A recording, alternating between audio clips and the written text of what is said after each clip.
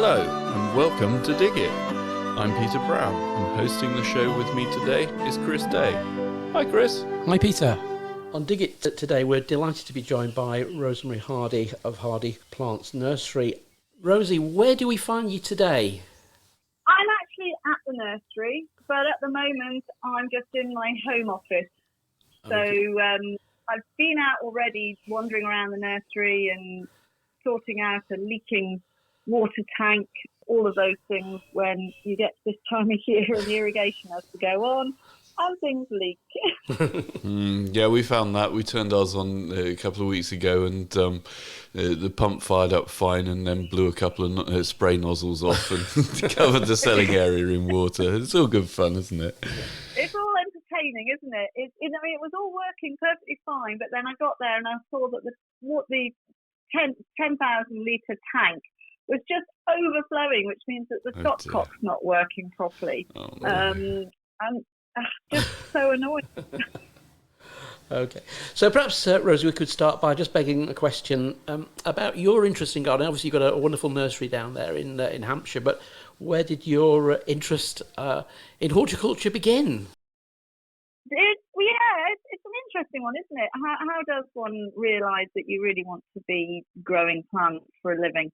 I suppose the answer is I didn't know I wanted to, but I was always a very nosy kid, and I loved knowing all of the wild flowers wherever I lived. So I was someone who had ponies, and I would go off into the wilds of Northumberland, and I would suddenly find a new wild flower, and I'd go home and I'd look it up, and I used to know all the trees and the shrubs and everything else. So, and then it stemmed from there. As you get a little bit older, you realise that actually you're in a really good vantage point sitting on the back of a pony or a horse, and you can look over hedges and you can look over walls, and you can be really, really nosy and see what people are growing, and at different times of the year, how colourful it is.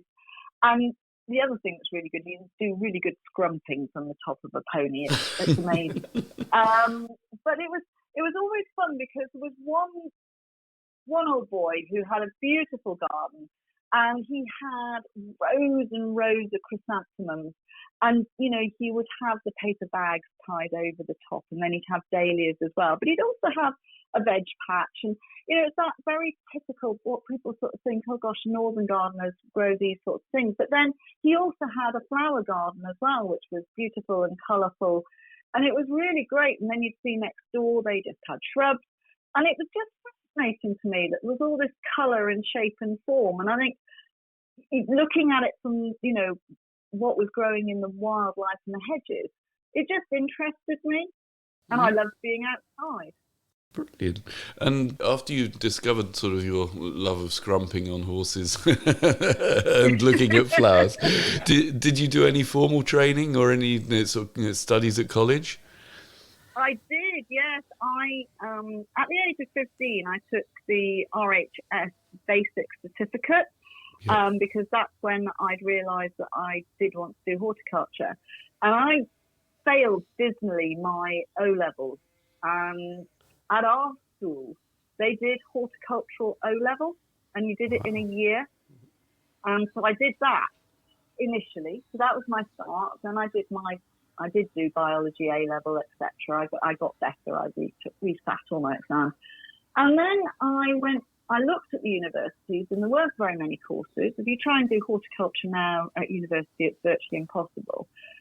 And they all turned me down because I was only doing 2 A-levels, not 3, so therefore I wasn't suitable. And so I applied to Whittle Agricultural College, and I went there in 1981 to 1984 and did an HND in commercial horticulture. Okay. So that was the grounding then for your nursery, I suppose. It was. Except that I specialised in vegetables and field-grown vegetables and grown for supermarkets. Oh, okay. That's interesting. But you obviously use a lot of the processes could be transferable. All the processes, everything is transferable. As long as you understand how a plant grows, how the soil works, then it doesn't matter whether it's garden grown, pot grown, as long as you follow all the rules of nutrition, watering, etc., light levels. It's all transferable. It is indeed. Rosie, I've been delighted to visit your nursery on a number of times over in Hampshire, usually on the way to see family in Dorset, I have to say. So it's been always a lovely, offers a little stopover. But over the years, can you sort of tell us a little bit how your nursery has developed, and what's your sort of philosophy behind the nursery there, and from that sort of viewpoint of making, obviously, growing really good plants? Yes, certainly. I know I have seen you a couple of times. It's always lovely to see you when you pop in. We usually have a wander around, don't we, and have a look behind the scenes. So yes, I mean, we originally had the nursery in our back garden, and that became too small, and we realised that we needed somewhere else. And we originally got a walled garden about a mile away from where we are now. And in 91 to 96, we were in Laverstoke Estate walled garden, which was lovely. It was really, really nice. It was sloping. It was about 3 acres, ideal for us. We grew on half of it and had the other half with a bit of fruits that were around the walls, etc. And that was really good. The only problem we found with that was, though, the walls kept the air very still and you didn't get the airflow. And we found that plant material that we actually grew on the outside in various places weren't as affected with mildew and rust as the ones that were inside the tunnel. It was quite inside the walled garden, sorry.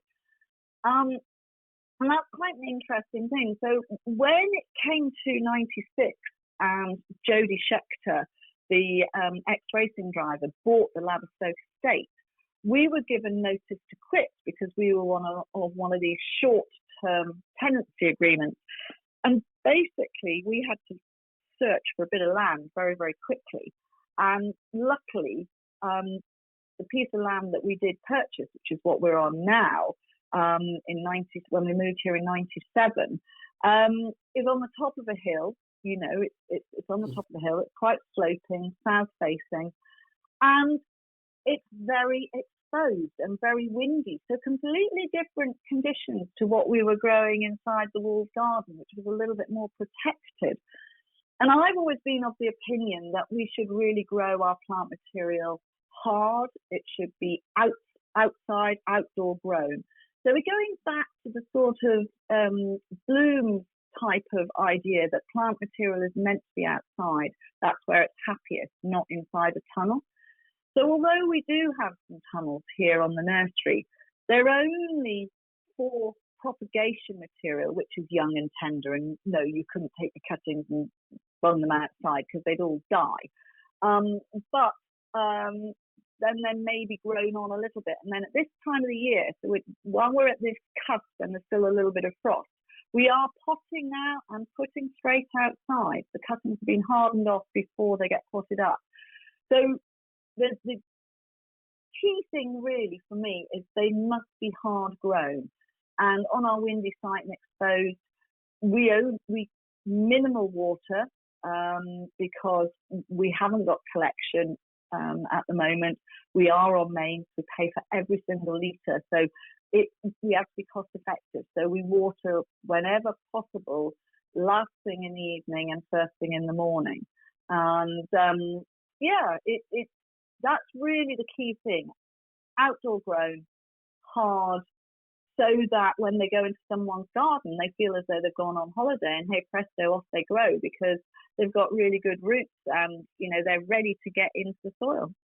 Yeah, I totally agree with that, Rosemary, because at the end of the day, being a nursery, sometimes we have plants that come in that have clearly been grown in tunnels to get them to market quicker and faster, and you put them outside and suddenly they collapse because they haven't even felt the wind on them, let alone sort of the temperature changes. And it's such a shame. But what started your love of perennials then, and why did you go and choose that as a commercial crop to go into? It was something that really came onto us. I mean, it wasn't a decision that we sort of said when we first started growing, we will grow perennials. Okay. Basically, when we first started, we grew everything. We seed raised annuals, we did climbers, we did alpines, we did shrubs, everything that we could possibly grow or I could take cuttings of. And it was really the customers who showed us what they wanted, and they were wanting the herbaceous perennials, the old-fashioned cottage garden perennials. And we were very lucky in that Rob's sister, my sister-in-law, Anne Liverman, who sadly is no longer with us, but she had a super garden up in Ashbourne in Derbyshire, and she really specialised in that garden in herbaceous perennials, and she just gave us all sorts of different plant material and introduced me to other plant material, and that's really where it's gone from. So my style of doing displays to sell plants has always been cottage garden feel, because I just feel that is a good way of going, a mixture rather than being specific to just one genre. Cottage garden can lend itself to being smart, or it can lend itself to being much more wild. Yeah. And that's something that I feel is good. So perennials fit into that really, really well. They are, what's the word for it? They're amenable. You know, you can treat them quite tough and they'll come back, and they are something that is dependable. Yeah. Yeah, I'd quite agree there. I think, and the fact is that, you know, cottage garden plants have seen such a renaissance over the last sort of 20, 25 years, haven't they? From the changeover from gardens getting perhaps a little bit smaller, and perennials are more accommodating in smaller spaces. But Rosy, your plants and your RHS displays are obviously legendary in the gardening trade, and we love them. But can I ask about the process of putting those displays together? Is there a secret formula? Is there tricks you've developed over the years? I'd love to know. I don't. I always say that I paint with the plants that I've got. So we will collate plant material that is show plant material that is ready for that particular time of the year. So we're always doing seasonal plants. We're not pushing them too far, but we have to put them inside just so they are pristine and clean. Because we're on limey water here, so therefore you get lime deposit on the leaf as you water over the top. So we have to water into the base of the plant, and we tidy them up, and then they're taken to the shows. And I always have this mantra of right plant, right place in my head when I'm doing it. So when I do them, I will try and work my way around and go, these are all the shady plants, these are all the other plants, these combinations will work together. And it is very much there's no diagram of where the plants are going to go, for instance. It's all in my head, and I just paint with the plants and put them together as we go along with the display. That's a wonderful skill to have, I have to say. It's not transferable. Oh, what a shame. No, that's good. Rosy, I know Rob, your husband, is very much involved in the growing at your Hampshire nursery, and also obviously he does the sort of rounds of the shows. I mean, do you, between the two of you, do you bounce ideas off on the sort of ideas you want to create in these show gardens, or do you work to your own particular sort of blueprint at the time, as you were saying, with the plant associations you're trying to create? Yeah, it's a difficult one because we do bounce some ideas. Robert will tell you that I'm in charge when we do the displays, and he's just the dog's body. But that's not necessarily true, because we have to put a size and a shape into the RHS and say this is the size of display area that we want. We are basically going to put some pathways in, etc. So it is a very basic plan that I draw up, and has often been described as a back of a fag packet diagram. It is really showing what amount of material Rob needs to get in the way of paving or gravel, how many edge boards he needs, what he needs in the way of waterproofing to do the water rills that I put in. So those are put onto graph paper, and then we can work out what meterage we've got, etc. So that he has his hardware and he knows what hardware, he will organise that, and then he's in charge of deliveries up, getting the vehicles on site, etc. And then once the plants are there, then it's me, and I will say, "Oh, you've just got that in the wrong place," or something. If he's doing a rill or something, or a waterway, we've learned that you don't put the ponds on the floor, because when you are trying to hide 5-litre pots and you've only got a 3-inch, sorry, what's that in centimetres, 15 centimetre high edge, there's an awful lot of pop showing. So we've learned that they have to go on pallets and then have an edge board on them, and then we're able to hide the pots there. It's actually easier to raise the pots up than sink them down, if that makes sense. Yeah. So there's a lot of skill in the actual putting plants on there and tipping them. And plants have a good side and a bad side, and you turn the plant round so that you know where the main area is. And one thing we do discuss, knowing the shows and knowing the orientation of where our display is, we know where to put the main pathways, so we know the footfall and where people are going to come from, and that's quite important, so that they get to see a really good show straight away, and then they walk around and see other bits. Yeah, and on that, today on Dig It, we probably thought it'd be quite nice, Rosie, to tap into your wonderful plant knowledge, to go down that right plant, right place, which you highlighted a little while ago. And obviously over the next few weeks, the garden centres and the nurseries, including us, are going to be incredibly busy with these sort of questions. So perhaps let's start with a new time gardener, somebody who's never grown perennials before. Perhaps and there's going to be a few of those around, I think, over the next few weeks. Is that you, Peter? There are, which is good. It has, Robert always describes it as the new entrance into school each year. As the old entrants disappear out at the top, the new ones come in at the bottom. And yes, you end up with the same questions, but you've got people who are interested and keen, and they can find information out about plant material and how to do things so much more easily now with the internet. Indeed, yeah, that's certainly helping that. So what sort of half dozen plants, say, would you recommend, assuming that this garden is open, it's got plenty of sunshine for much of the day, the soil's pretty good, however there's a few weeds around, but then all new gardens tend to come with weeds. What would be your thoughts on those? The old weeds. No. I would always say, if you're a new grower and you haven't tried, then you want to be, and especially if you've got a bit of weed around, then you want to be looking at growing plants that are strong plants, sometimes thought of as suds, but you will succeed with them, and they will do really well for you. I sort of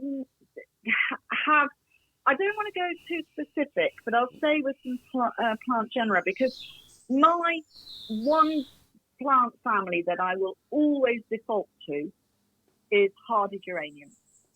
Mm-hmm. There is one for every single part of the garden except the pond. So they'll grow in shade, they'll grow in sun, they'll grow in alpine conditions. They can be tall, they can be short. So, look for a hardy geranium in the colour that you want, that is a repeat flowering one, for instance. Very, very easy to grow. Persicarias.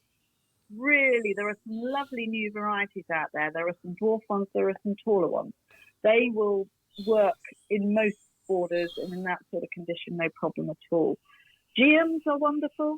Again, so many new colour variations in those. Again, shorter and taller ones, reblooming.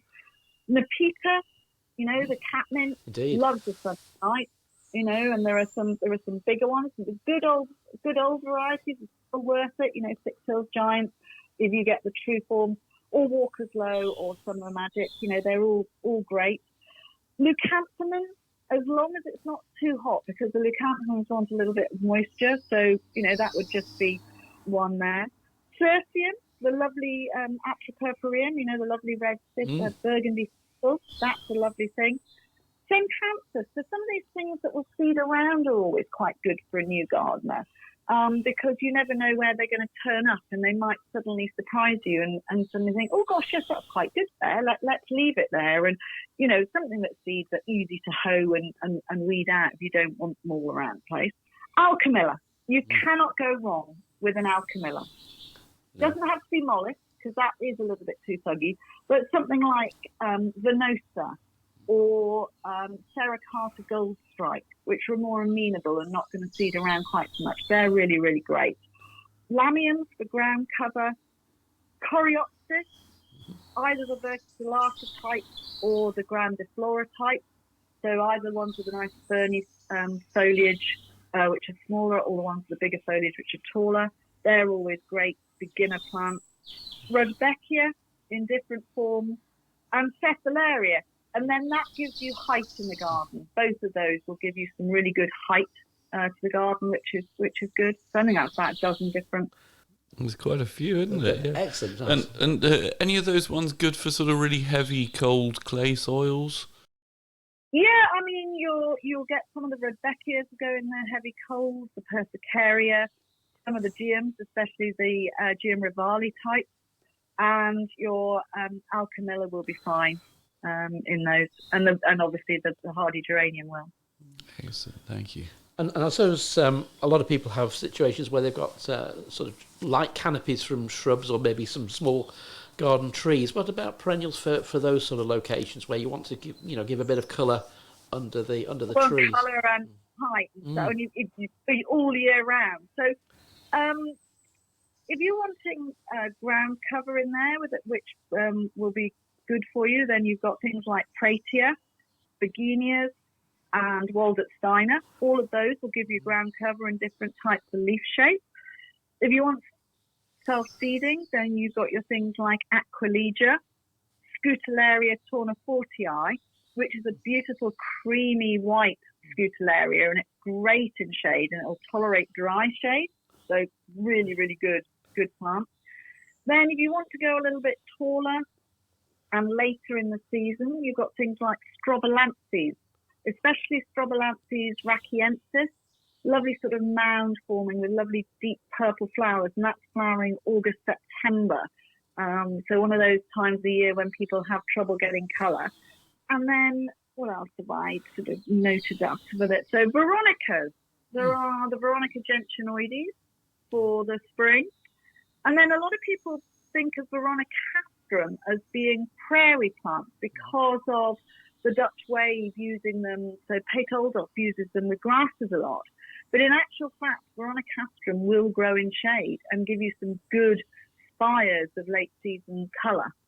So those are just a few. Okay. There are others. Yeah, no, that's a bit of a starting point. And sort of recommendations of best plants to mix with your roses. Now, I've got a rose bed at home, and I've got Nepeta.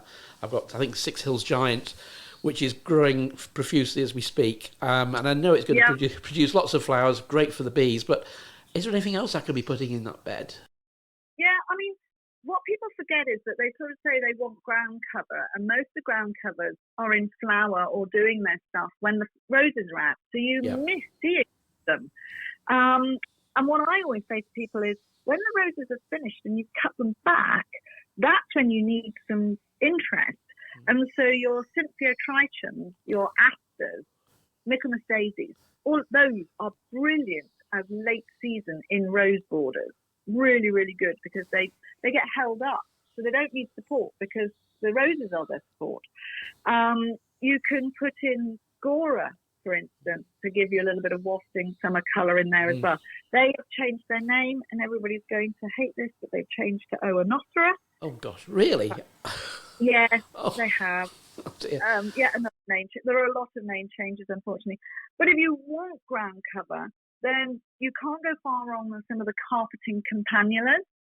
So Campanula porschkiana, for instance, the ground cover hardy geraniums, probably the Oxonianum types or the Sanguinium type, depending on whether it's a sunny border or it's a shadier border. And even Astrantia are quite good as a mixer in with some of the roses. So there is quite a lot that you can put in there. Brilliant. That's a really brilliant selection of plants for us there. Thank you so much.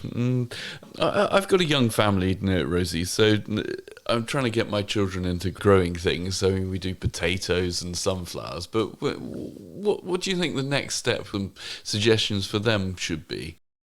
I think sweet peas are always a good option with children. They love because they start to wind up and they sort of get this idea, and it sort of harks back to sort of Jack and the Beanstalk, and they can see them going up and twining around quickly. Yeah. And then they've got lovely flowers that they're able to pick, and they've got a scent to them. That's a good idea. They're always a good idea.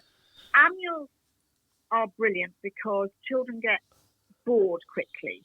So something that comes, quickly germinates, comes through and flowers is great. But if you're wanting them to learn a plant material that they can't really kill off, then something like GM Rivali are really good because they can lift them, split them, and they can see how they can sort of split off this woody rhizome and there's root on it, and they pot it up and they've got another plant. And that will encourage them to learn the idea of splitting stuff, something like that. And then children always love daisies. Yeah. So any of the daisy family, I would say, are good for them.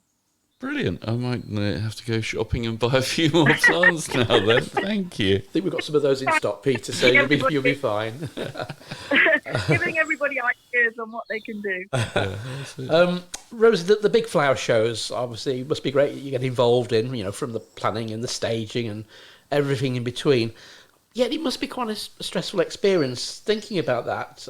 What's perhaps the most often asked question you get asked at the RHS shows and when you're out and about with local shows? I've actually done a YouTube video on this because it has to be the most asked question, and it's the one that I despair of, but I know I shouldn't. And that is, will this grow in a pot?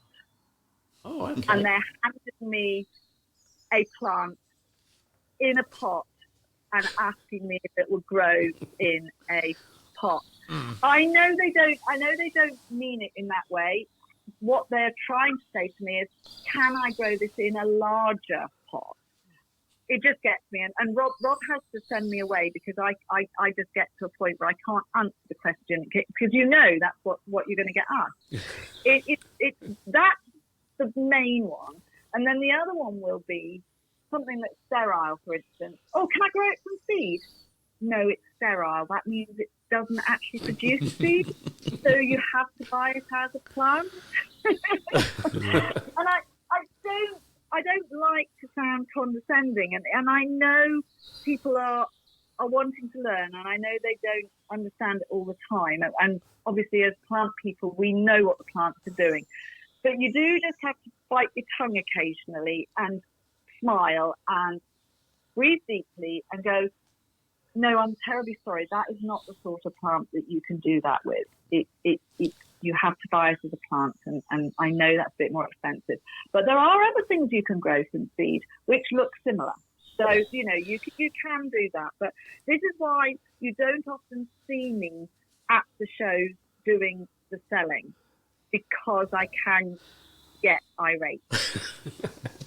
Excellent. Well, that's it. So, and just thinking about all these flower shows and like Hampton Court and Chelsea flower shows and the displays that you put together, can you give us some things that have happened that possibly weren't planned when putting the exhibitions together? Or yeah, I mean, one of the big ones that sticks in my mind is going back quite a long time, might have been sort of about 97, that sort of era. Going up to Chelsea, we got up, the plants had gone up. Neil, our lad who does all the driving up there, he had gone all the way up. He'd stopped at every single red light on the way into London, because you know what it's like going in there. And if you catch the red lights, that's it, you're stuck. You are red light stop, red light stop. And he got all the way up, got into the plane. He was just about to open the doors to unload the van, and he suddenly heard a meow. And he thought, oh my word, the kittens. And And he thought, no, I haven't opened the door. One shot past him. The other one came out and he grabbed it and put that in the cab. And then for 4 days, 5 days, setting up the show, we could be seen going around the show site with a can of food, tapping it and calling the kitten that wasn't there. And they hadn't been inside the van. They had been underneath on the actual chassis of the vehicle. So obviously at night, when the lorry engine had cooled down, they'd gone there because it was a nice place to sleep. Yeah. And they'd had loads and loads of opportunities to jump off, but they jumped off when it stopped at the show site. We did eventually find the kitten. It was behind one of the orchid stands, and just on the night, just before judging, and it was there. And someone who worked for us had stayed up, and he found the kitten, managed to grab it, knocked one of the orchids off, and put the orchid back in place. And luckily, that orchid display got a gold, because otherwise the kitten would have been.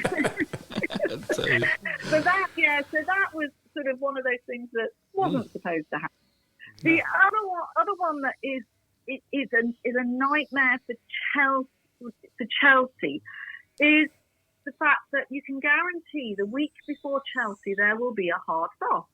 Mm-hmm. And if you have forgotten to put the horticultural fleece over the regercias or any of these big soft leaves, then you come out and they're black. Mm-hmm. But what we hadn't bargained on one year was a massive hailstorm.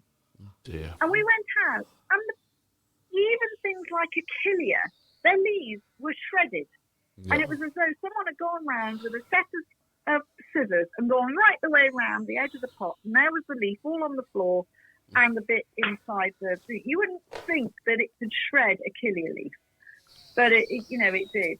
Hampton Court is not so much of a nightmare to do as the early shows. But you do occasionally, and we did once have the whole of the shelving collapse in the back of the lorry. And some of the show plants were underneath the collapsed bit. So we sort of carefully lifted them out, cut off bits that got broken, and then thought, well, luckily we only lost about a tray and a half. We were able to tidy the other stuff up. But that's the nightmare. You open the back of the doors and you just see everything collapse. And you think, oh no, this is just not going to work. Oh, they're great stories, Rosie. Thank you for sharing those. They're good. As far as what people do with their perennials, is there a particular piece of advice you give to our Dig It audience on how to get the best from their plants this season? This season? Oh, my thing is treat them mean. Don't be too kind to them. Don't mollycoddle them. They are tough plants. They don't need masses of protection.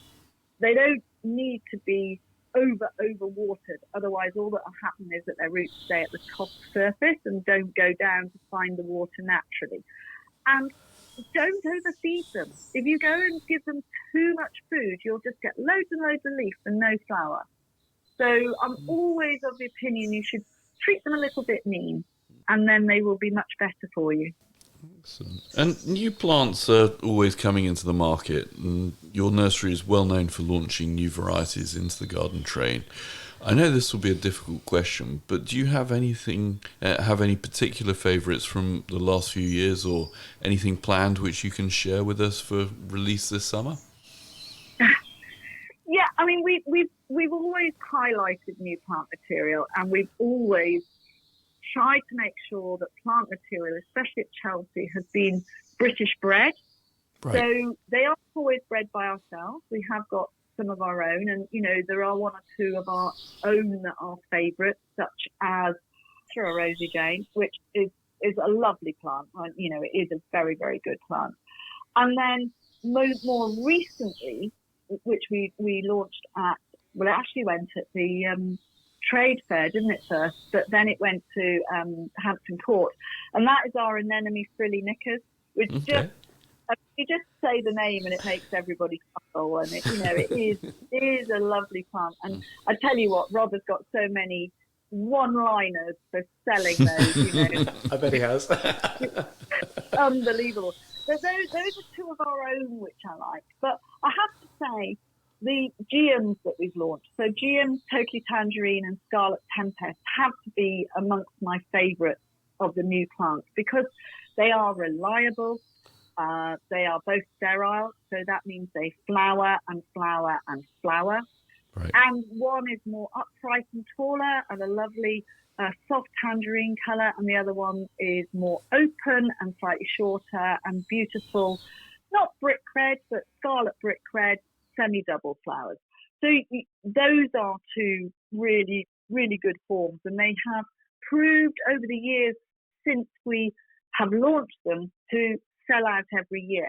And I think that's always a trademark of a good plant, that people always want it. Yeah, most definitely. It's interesting that both Frilly Knickers and Totally Tangerine GMs are one of our best sellers in our perennials out there. So yeah, you know, quality, performance sort of outshines, doesn't it? That's very true.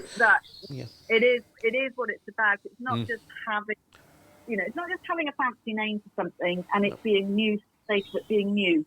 They need to be plants that stand the test of time. And that is usually why we chose plants when we were launching them, is that they had to have a different characteristic that made them stand out from anything else within that plant family. Indeed.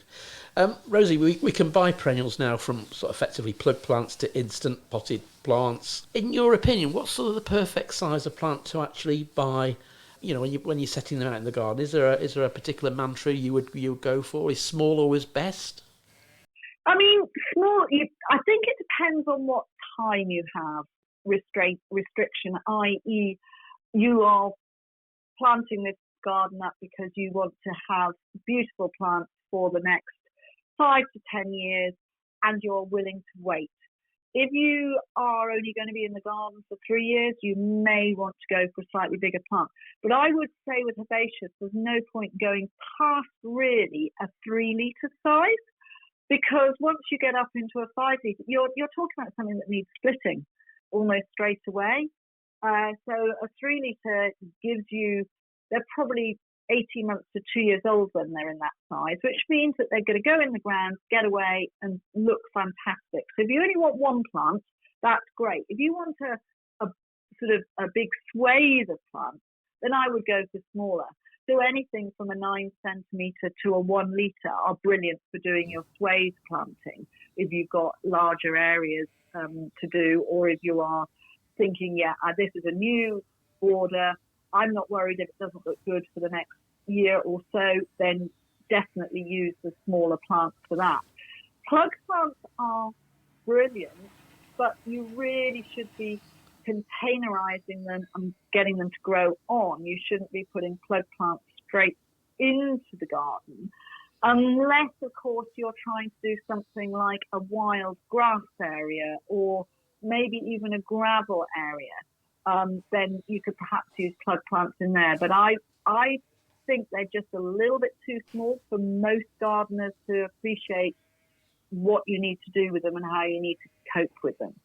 That's just my opinion anyway. Excellent. Thank you very much. And from a personal point of view, have you got a favourite plant, a favourite perennial that you could share with us? It's very difficult, that one, because I think I have favourite perennials for different seasons. Yeah. So at the moment, one of my favourites will be Iphian, for instance, especially Alberto Costello. It's just so beautiful. It's got gorgeous, creamy, big flowers. It smells of honey. The pollinators absolutely adore it. And then it will disappear, and you won't see anything again until next spring. It's one of these summer dormant perennials. In the middle of the summer, I quite like some of the tall plants, and I really like Veronicastrum at the moment. They seem to be, one of my favourites. But I am someone who likes yellow, and I'm on a one-woman mission to get everybody to get more yellow in their garden. Brilliant. So there are some beautiful yellow daisies or the Cephalarias, and I go away from Cephalaria gigantea because that's quite fuggy. Cephalaria alpina is beautiful. It's got wiry stems. It's got low rosettes at the base, and it's a see-through plant. so it doesn't have to be at the back of the border, even though it gets up to 1.20 meters.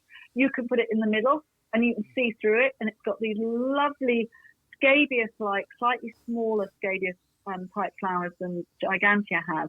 But they're in this soft, creamy yellow. And if you're not keen on yellow, that's a good way to start. Start with what is off, that sort of creamy yellow, and then go up to the bolder yellows and put in things like Sicilium, or I really like Zizia aurea, which is an umbel, and it's a shade, and it's the most beautiful thing in shade. It's known as yellow Alexander, one of its common names. Yep. Absolutely beautiful. Brilliant. Well, thank you for those. Rosy, after that question, we normally ask you, our guests, for their desert island plant. I suspect this one might be a difficult one for you, but could we ask for yours and why? This is going to probably sound very strange, but actually, as a desert island plant, thinking about it, I would actually like a Fagus sylvatica. Okay. I think the common beech tree is one of the most beautiful, majestic trees that you can get.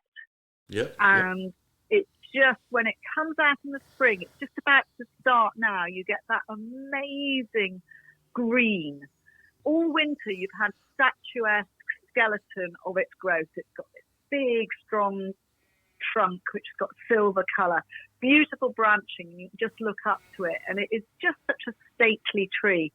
And then it's just about to put on all of its beautiful soft green leaves, which have got that lovely hairiness to the edge, ciliate all the way around the edge of the leaves as they come out. And then it gets a bit darker.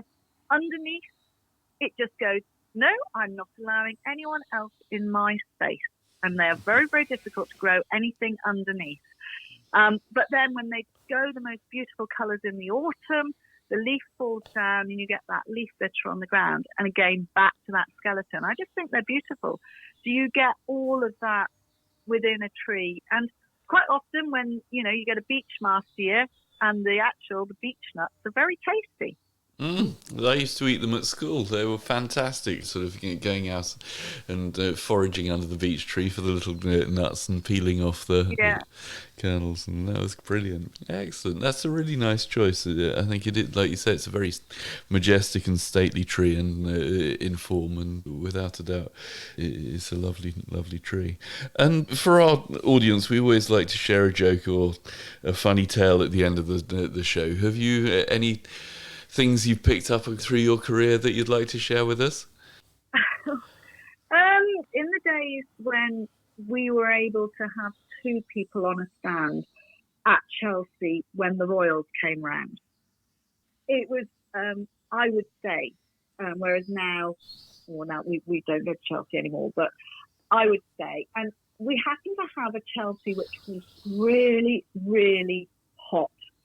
And I was getting to the point, I thought, you know what, I'm just going to have to take my shoes off, and I'm just going to be in bare feet on the grass, which is a lovely feeling because you feel much cooler straight away. And the Queen was just coming round, and I thought, oh crumbs, I've got bare feet. Never mind, Robert can go and say hello to her. And it was really funny because one of her ladies in waiting came up and whispered to me, she said, I wish I could take my shoes and socks off. So it was, so that was quite entertaining and quite funny. That's a good one. Thanks, Rosie, for that. Obviously, so if our podcast audience, our digital audience, would like to know a little bit more about your nursery, where will they catch you perhaps on the show circuit this year, and perhaps where's the best place to find out more information about your nursery? Okay, so everybody's sort of worried that we've retired. We have only retired from Chelsea Flower Show. So we will still be at Bewley and Malvern, Birmingham, Hampton Court, and then Beaver, and then Malvern again. Those are the big shows that we're going to. Excellent. We also go to little one-day plant fairs and sales, and all of those details are on our website. And if people do visit the website, and I know you're going to put the website address at the end, aren't you, so they can see what it is. They can go on there and they can sign up for a newsletter, and the newsletter will give them any offers that we're doing, because we do mail order, etc. if people can't get to us from wherever they are listening. So that's the easiest way of finding out. And, if you happen to be near the plant fairs, Rob's always likes to say hello to people, and he always likes to know where they've heard of us or why they've come today to see us at the show, which is always interesting to see.